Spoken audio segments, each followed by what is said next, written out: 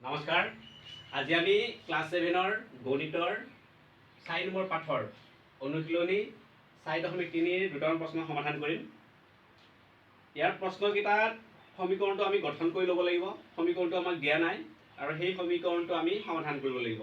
এতিয়া মই প্ৰশ্নটো লিখা নাই, ইয়াত মই পঢ়ি দিছোঁ। প্ৰথম প্ৰশ্নটো দিয়া আছে, এটা সংখ্যাৰ 5 গুণৰ পৰা 7 বিয়োগ কৰিলে বিয়োগফল 8 হয়। এটা সংখ্যাৰ 5 গুণৰ পৰা, এটা সংখ্যা বুলি কৈছে, আমাক সংখ্যাটো কি কোৱা নাই। গতিকে আমি ধৰি ল'ম, ধৰা হল এটা সংখ্যা আমি কি ধৰি ল'ম, x ধৰি ল'লো। x ABC যিকোনো এটা ধৰি ল'লে হ'ল। ধৰা হল এটা সংখ্যা আমি x ধৰিলো। এতিয়া এটা সংখ্যাৰ 5 গুণ বুলি কৈছে, গতিকে আমি x-ৰ 5 গুণ উলিয়াব লাগিব। x-ৰ 5 গুণ মানে 5 পূৰণ, অৰ্থাৎ x আৰু 5 পূৰণ কৰি দিম। আমি 5 পূৰণ কৰিলে হ'ব 5x।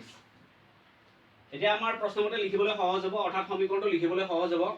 আমাক কৈছে যে এটা সংখ্যাৰ 5 গুণৰ পৰা 7 বিয়োগ কৰিলে, গতিকে এটা সংখ্যাৰ 5 গুণটো আমি পালো 5x। ইয়াৰ পৰা 7 বিয়োগ কৰিব দিছে। এটা সংখ্যাৰ 5 গুণৰ পৰা 7 বিয়োগ কৰিলে কিমান হয় বুলি কৈছে, 8 হয় বুলি কৈছে। গতিকে সমান 8 লিখিব লাগিব। এইটোৱেই হৈছে প্ৰশ্নটোৰ সমীকৰণৰ এটা ৰূপ। এই সমীকৰণটো এতিয়া আমি সমাধান কৰিম। সমাধান কৰি x-ৰ মানটো উলিয়ালে আমাৰ সেইটোৱে হ'ব উত্তৰ, কাৰণ আমি সংখ্যাটো x ধৰি লৈছোঁ। গতিকে এইটো যদি আমি সমাধান কৰিব যাওঁ, তেতিয়াহ'লে আমি প্ৰথম স্তৰত আমি প্ৰথমতে -7টো আমি 0 কৰিব যাম।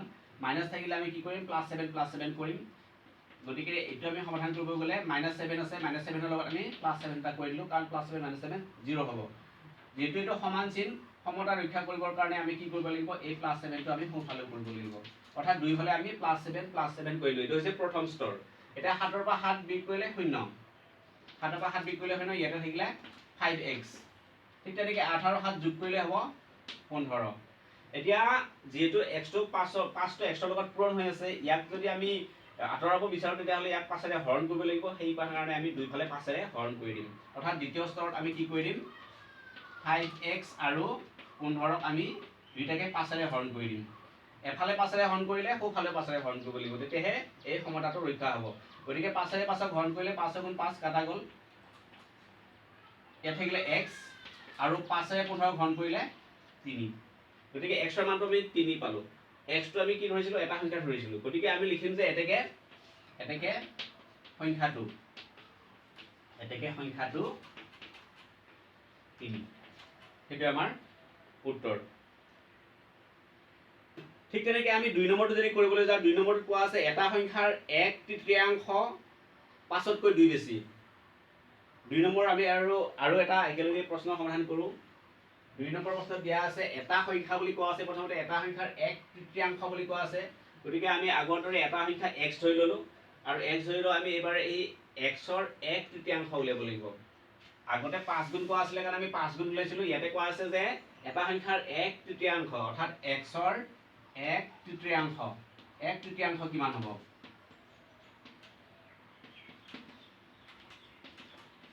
x-ৰ 1/3 মানে হৈছে 3/1 অংশ। গতিকে x পূৰণ 3/1 হ'লে কিমান হয়, আমি এইটো উলিয়াম। x পূৰণ 3/1।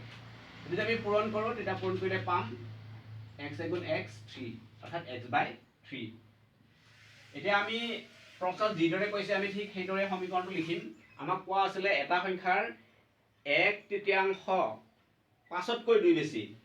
গতিকে এটা সংখ্যাৰ 1/3টো আমি জানিলোঁ।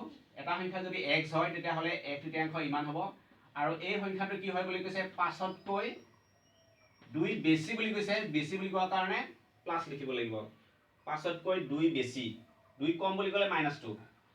গতিকে এটা সংখ্যাৰ 1/3 সমান 5তকৈ 2 বেছি। এইটো আমি সমাধান কৰিব লাগে। এইটো আমি প্ৰথমতে যোগ কৰিম। এইটো আমি যোগ কৰোঁ। 5 আৰু 2 যোগ কৰিলে আমি 7 পাম। এতিয়া ইয়াত হৰণ 3 আছে। হৰণ থাকিলে আমি জানো যে সেই সংখ্যাটো পূৰণ কৰিব লাগে, তেতিয়াহ'লে সেই সংখ্যাটো বিলুপ্ত হৈ যায়, নোহোৱা হৈ যায়। অৰ্থাৎ x/3 আছে, পূৰণ 3 পূৰণ কৰিম। ঠিক তেনেকৈ এইফালে পূৰণ 3 কৰিলে এইফালে পূৰণ 3 কৰিব লাগিব, দুইফালে কৰিব লাগিব। আৰু এইফালে কিয় পূৰণ 3 কৰিলোঁ, কাৰণ পূৰণ 3 পূৰণ কৰিলে 3 হৰণ হৈ যায়, 3টো আঁতৰি যাব, নোহোৱা হৈ যাব। গতিকে ইয়াত 3 কাটা গ'ল, 3 × 3, ইয়াত থাকিলে x, আৰু ইয়াত থাকিলে 7 × 3 = 21। অৰ্থাৎ আমি x-টো ধৰিছিলোঁ, সংখ্যাটো ধৰিছিলোঁ x।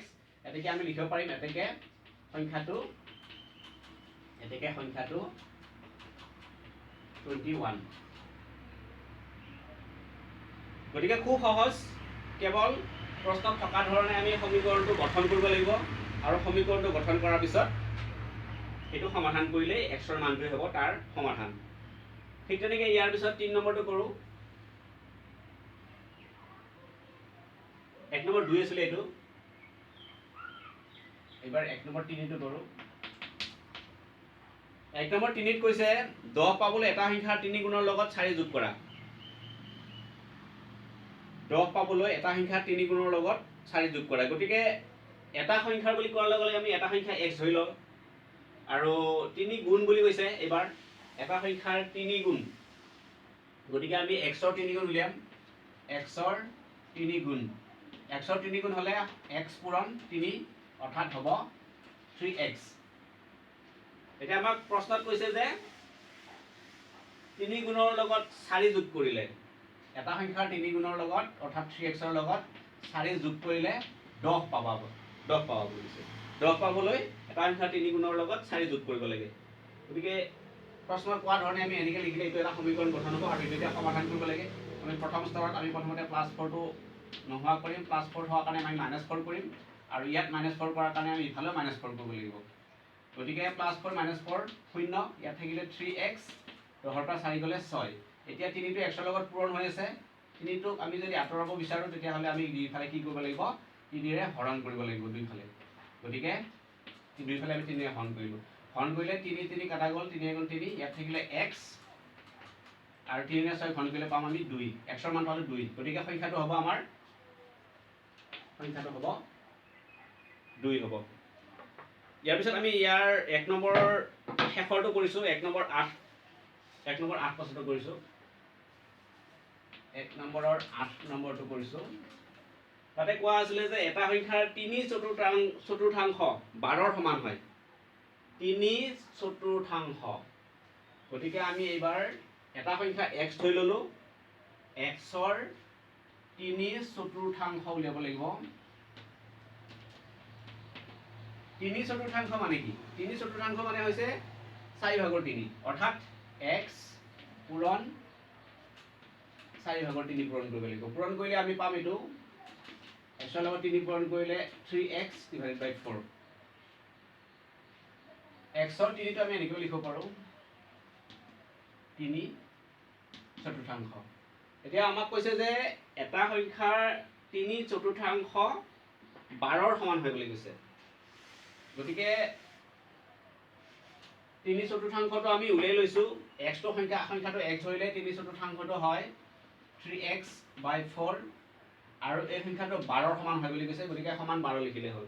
এইটো সমাধান কৰিবৰ কাৰণে আমি প্ৰথমতে 4টোক আমি পূৰণ কৰি দিওঁ। 4টো হৰণ আছে কাৰণে দুইফালে আমি 4 পূৰণ কৰি দিওঁ। দুইফালে পূৰণ কৰিব লাগিব আমি। গতিকে 4 পূৰণ কৰাৰ লগে লগে এইটো 4 4 কাটা গ'ল, ইয়াত থাকিলে 3x আৰু 12 4 গুণ পূৰণ কৰিলে আমি পাম 48। এতিয়া 3 আছে, 3টোক আমি যদি আঁতৰাব বিচাৰোঁ তেতিয়াহ'লে দুইফালে 3ৰে হৰণ কৰিব লাগিব। 3x 48, 3 3 কাটা গ'ল, 3 গুণ 3, ইয়াত থাকিলে x, 3ৰে 48ক হৰণ কৰিলে আমি পাম 16। 3ৰে যদি আমি 48ক হৰণ কৰোঁ, 3 গুণ 3, 3 6 গুণ 18। গতিকে এইটো আমাৰ xৰ মান পালোঁ আমি 16। সংখ্যাটো আমি x ধৰিছিলোঁ, গতিকে সংখ্যাটো হ'ব 16। এই ধৰণে আৰু প্ৰশ্ন আছে, এনেকৈ সমাধান কৰিব চেষ্টা কৰিলে হ'ল। ধন্যবাদ।